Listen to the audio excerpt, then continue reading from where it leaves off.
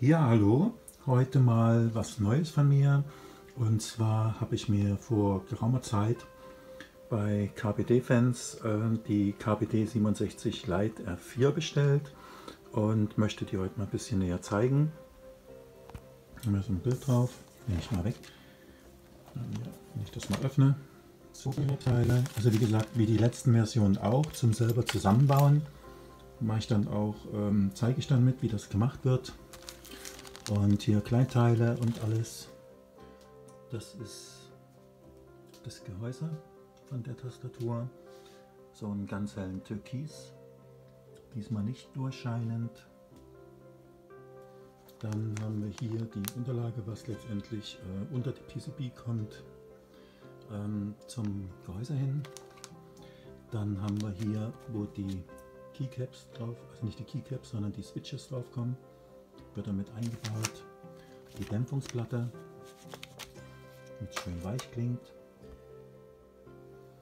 Ja, und dann hier noch die PCB als Hot-Swap-Version. Und interessant ist vielleicht, ich weiß gar nicht, ob es das bei den vorderen Versionen 1, 2, 3 auch gab in der ISO-Version. Ich baue mir das also mit dem deutschen Layout auf.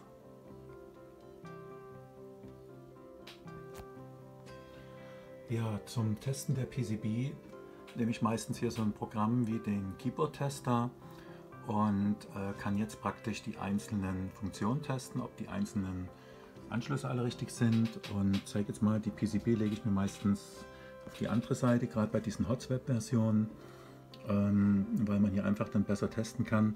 Und diese beiden hier, ich zeige das mal, das sind ja unsere Anschlüsse, wo der Schalter durchkommt, durchgesteckt wird von der anderen Seite, und gehe jetzt praktisch hier durch und man hört es eigentlich auch schon klicken und kann jetzt einzeln checken, ob hier alles in Ordnung ist. Ja, das mache ich jetzt bis zum Ende durch und sehe das dann praktisch hier auch, was ich schon getestet habe, praktisch hier drin. Wird das jetzt praktisch hier drauf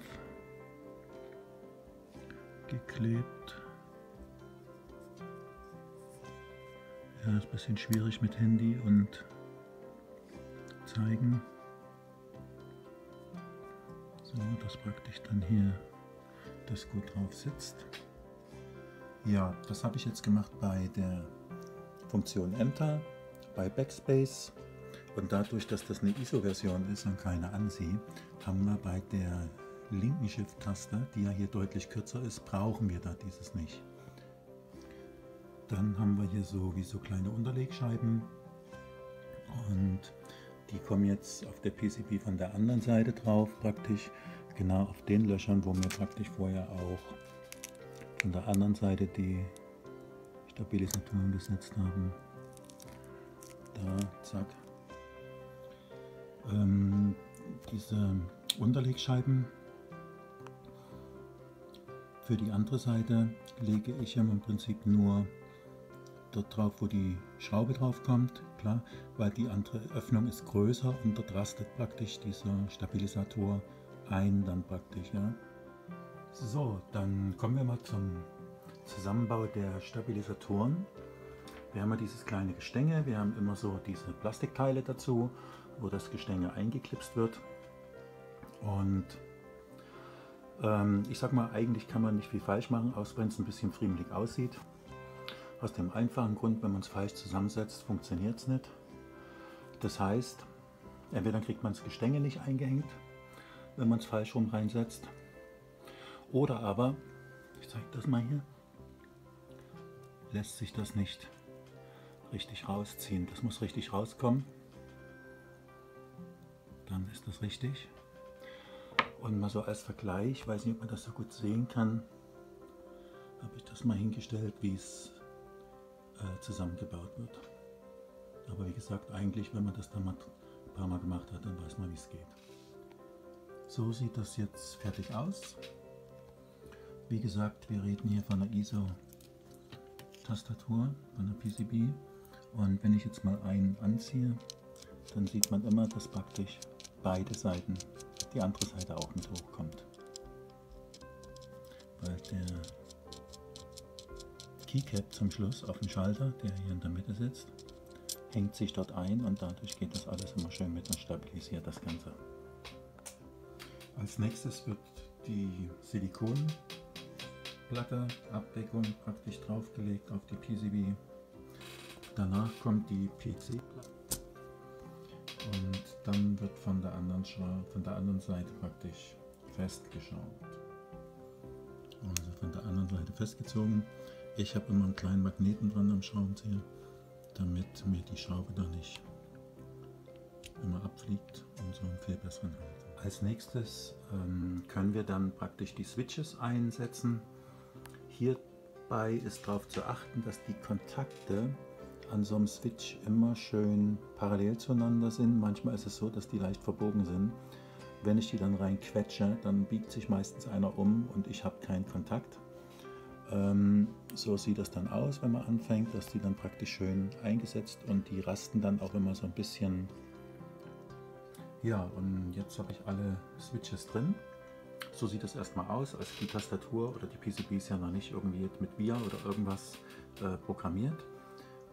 Ich habe mich übrigens für die Black Ink von Gateron entschieden. Das sind lineare Schalter. Jetzt kommen wir zum Gehäuse der KBD 67 Lite.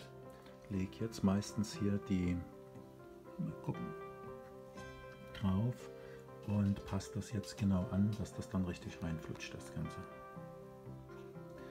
Für das Oberteil liegen hier so kleine Silikonbumper oder irgend sowas parat, die praktisch jetzt noch eingepasst werden in das Oberteil. Alles zur Dämpfung und man sieht sie jetzt hier, da ist er drin, da ist er drin. Ich glaube, es sind insgesamt 8 Stück.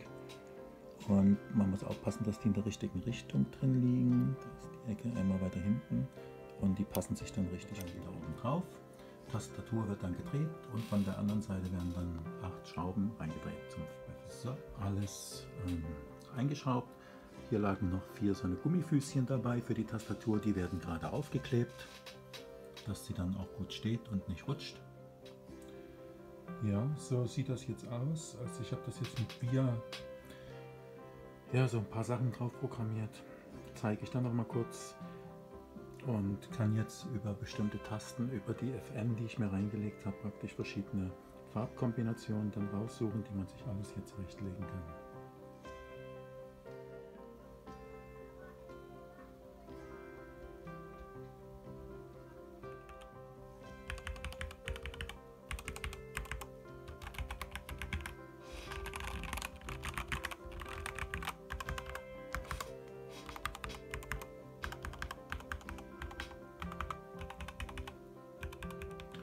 Ja, und vielleicht zum Schluss, über VIA habe ich mir das praktisch programmiert. Ich habe ja jetzt ein deutsches Layout, also ISO.de.